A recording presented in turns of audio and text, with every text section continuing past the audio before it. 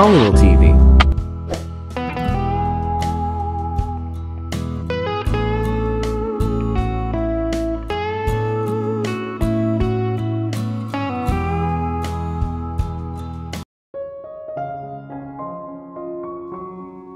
Nagunat si Anne, saka isinubsob ang mukha sa mesa.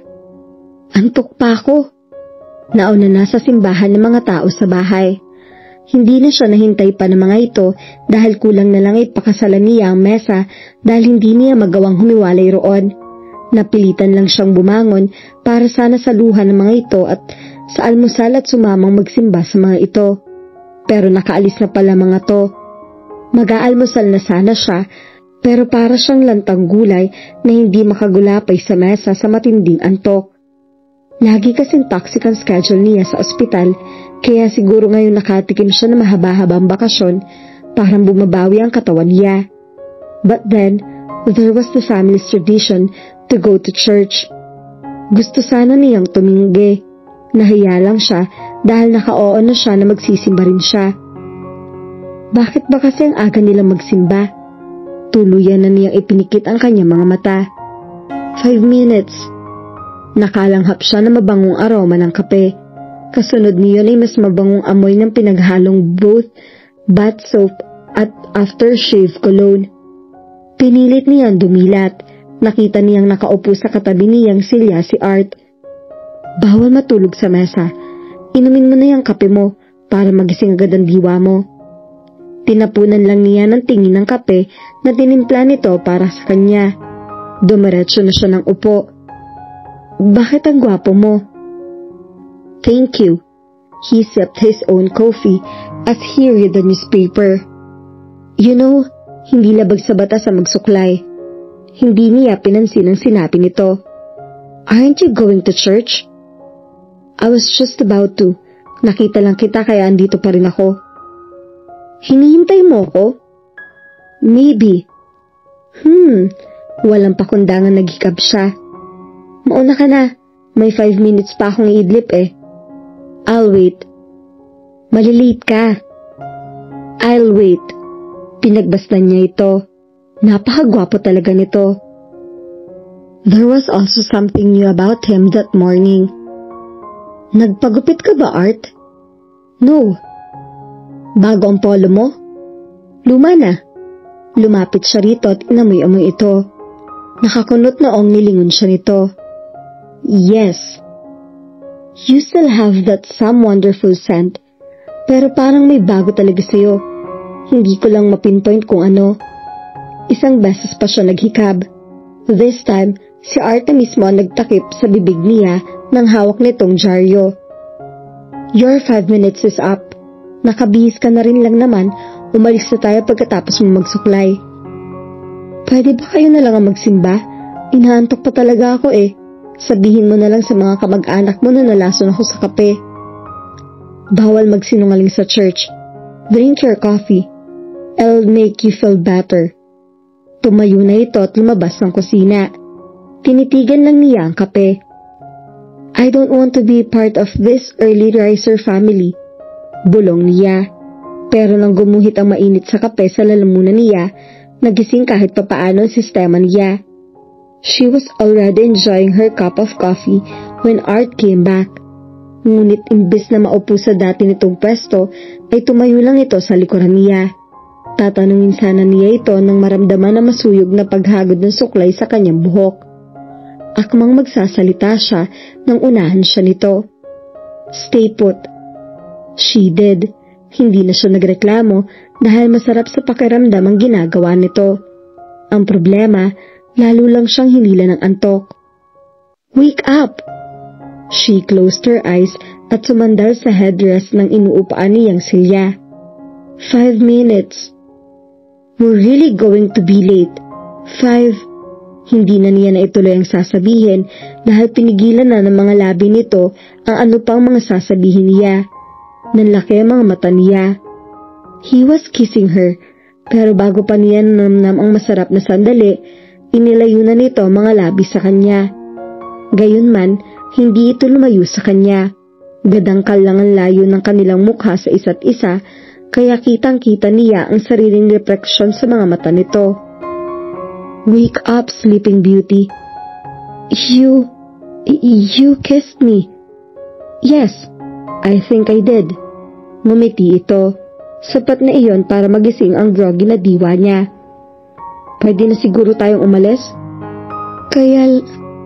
Pero isa man sa kanila ay walang umalis sa kinauupuan. Nanatiling pinagmasdan nila ang isa't isa.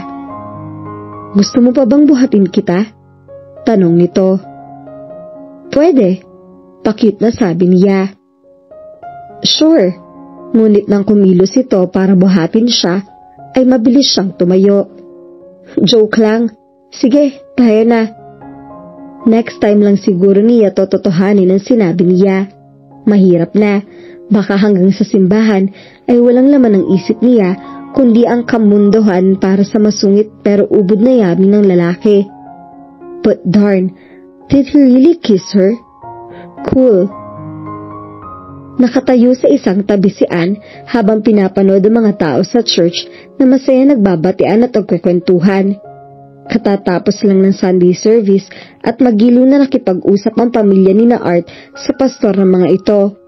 Kung titingnan, mukhang kilalang kilala ng mga tao roon ang magpipinsan dahil binabati ng mga ito ang halos lahat ng mga tao roon.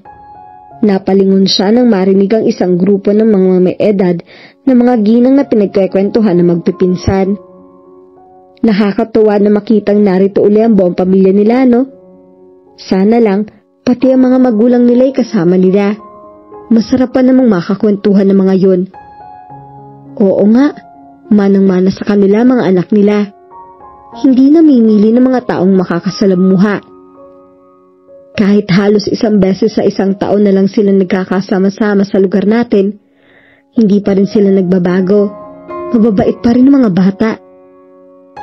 Siguradong magluluksa ang mga kadalagahan natin dito ngayong ikakasanlab pa lang ilan sa mga binata ng pamilya. Abay, kahit ako'y iiyak. Nagtawanan ng mga ito.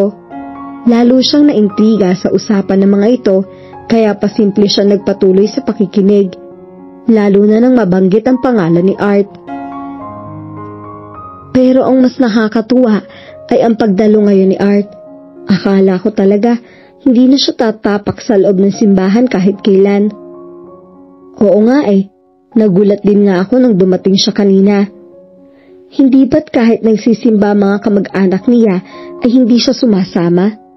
Ngayon na lang uli. Hindi nagsisimba si Art? Hindi natin siya masisisi.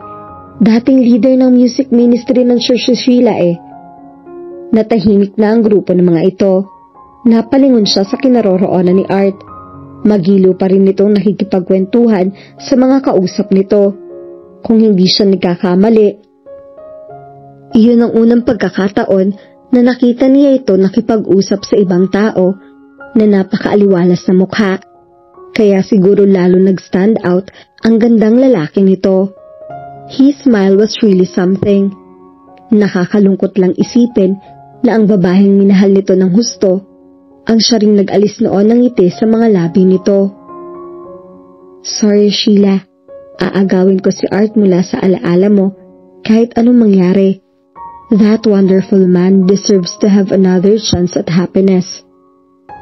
Mas malakas na ang loob niya ngayong nakakasilip siya ng pag-asa na magtatagumpay siya. May alas kasi siya. She bit her lower lip as the memory of that morning kiss flooded her mind once again. Tumikim siya at tumingala sa maaliwalas na kalangitan. Sorry Lord. Bakit? Anong kasalanan mo? Ngumunguya-nguya pa si Dan nang makita niya ito sa kanyang tabi. Kami na lang ni Lord na nakakaalam nun. Aba, tinatrayan mo na ako ngayon ha? Palibhasa na dala mo rito si Art magbubukid. Ganyan ka na. Hindi ka na ma-reach. Anong problema mo? Nakakunot noong tanong niya rito. Kami na lang ni Lord na nakakaalam nun.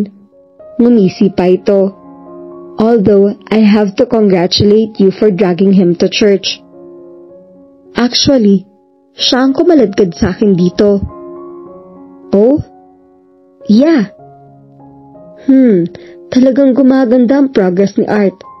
That's good.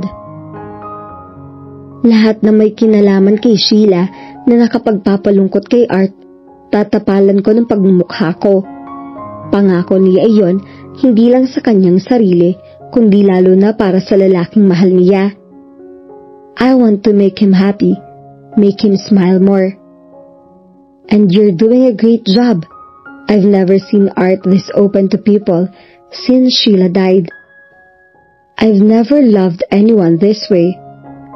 That's why I like you even more. Ikaw lang ang nagmahal ng ganyan kay Art. Yung totoo, at hindi lang dahil na misteryosohan ka sa kanya o naakit sa gandang lalaki niya. Well, namisteryosohan din ako sa kanya at naakit sa gandang lalaki niya. Yun nga lang, mas nangibabaw ang purong pagmamahal ko sa kanya. Sayang no, hindi ko tuloy siya malandi. Isa pa iyan sa nagustuhan ko sa'yo. Wala kang kupas ang pagiging simpleng manyak mo. Ngumisi siya. Lumingon uli siya sa kinaroroonan ni Art. Nakatingin ito sa kanila. Seryoso ang gwapong mukha. Nakangiting kumakaway siya rito at dadma lang ito. Hay, nagsiselos na naman. Ang dakila kong pinsan, ani Dan. Hindi nagsiselos yan. Alam na niya na wala naman tayong relasyon. Bakit sinabi mo sa kanya? Wala na tuloy excitement ng kwentong to. Mas loyal ako sa mahal ko eh. Ang gwapo niya no? Perfect sa kagandahan ko. Nakangising sabi niya. Kapag ba kumontra ako, dadana ko ng dugo dito. Hindi niya ito pinansin. Patuloy na lang siyang pinagmasdan si Art. Ngunit hindi na ulito lumingon sa kanila. Ann, gusto mo bang malaman kung may nararamdaman na rin para sa ang pinsan ko? Hindi na kailangan. Alam ko namang kaibigan lang ang tingin niya sa akin eh. Sinabi niya yan? Oo. Masyado na raw siyang nasanay sa pag-iisa, kaya hindi niya alam kung gusto pa niya magkaroon ng karelasyon. Hindi niya alam na nagdadmamadali naman ako, kaya hinayaan ko na lang siya. Hay, si Art talaga. Okay lang yon. Maunawain naman akong mangibig. Matagal na maghintay. Maraming kaartehan sa katawan ng mga lalaking bigo. I know a better way para mas madaling matauhan si Art. Ano yun? Hinawakan siya nito sa kahinilapalis ng simbahan.